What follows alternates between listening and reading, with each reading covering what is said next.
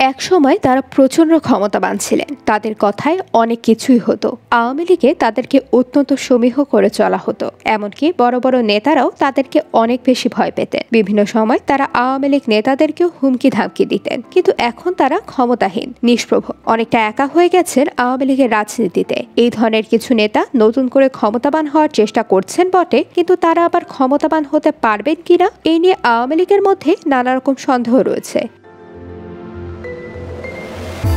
এই সমস্ত ব্যক্তিদের মধ্যে হাবিবে মিল্লাতের উত্থান ছিল বিস্ময়কর, ঠিক যেন এলাম দেখলাম জয় করলামের মতো। তিনি সাবেক স্থানীয় সরকার মন্ত্রী ইঞ্জিনিয়ার খন্দকার মোশাররফ হোসেনের জামাতা।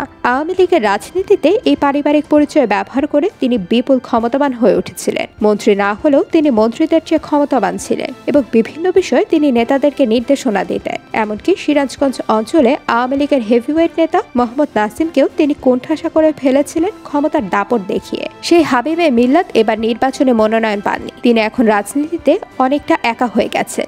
রাজনীতিতে তিনি ক্ষমতাবান হওয়ার চেষ্টা করছেন বটে, কিন্তু সেই চেষ্টা কতটুকু সফল হবে তা কেউ জানে না।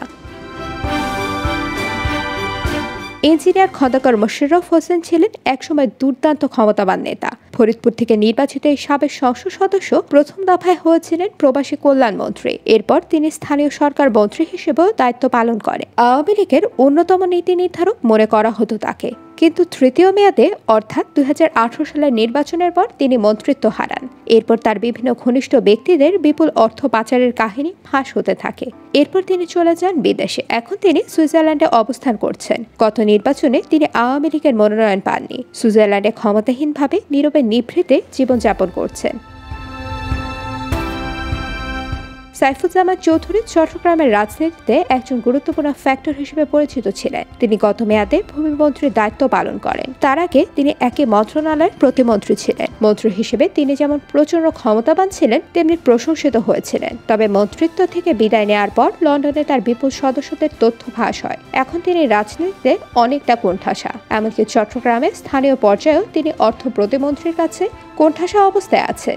অস্তিত্ব রক্ষার জন্য তাকে এখন লড়াই করতে হচ্ছে। জাহিদ মালিক 2 মেয়াদে মন্ত্রী ছিলেন। প্রথম দফায় তিনি প্রতিমন্ত্রী, এরপরে তিনি পূর্ণমন্ত্রী হন। তার ক্ষমতার দাপটের কথা সবাই জানত।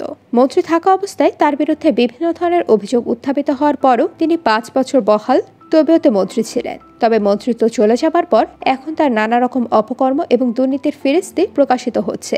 রাজনীতিতে তিনি এখন অনেকটাই কোণঠাসা, অনেকটাই ক্ষমতাহীন। এনামুর রহমানের রাজনীতিতে উত্থান ছিল হঠাৎ আলোর ঝলকানির মতো। তিনি রানা প্লাজার ঘটনার পরপর আলোচনায় আসেন এবং তার মেডিকেল কলেজ হাসপাতালে আহতদের চিকিৎসা করে তিনি আলোচিত হন। এরপর আওয়ামী লীগের মনোনয়ন পান। পরবর্তীতে তিনি ত্রাণ ও দুর্যোগ ব্যবস্থাপনা মন্ত্রণালয়ের দায়িত্ব পান। কিন্তু এবার নির্বাচনে পরাজিত হওয়ার পর রাজনীতিতে তিনি গুটিয়ে গেছেন। এখন তিনি নিষ্প্রভ। এরকম বেশ কিছু একদা ক্ষমতাবানরা এখন আওয়ামী লীগের রাজনীতিতে অনেকটা একা হয়ে পড়েছেন। IBTV USA News Desk।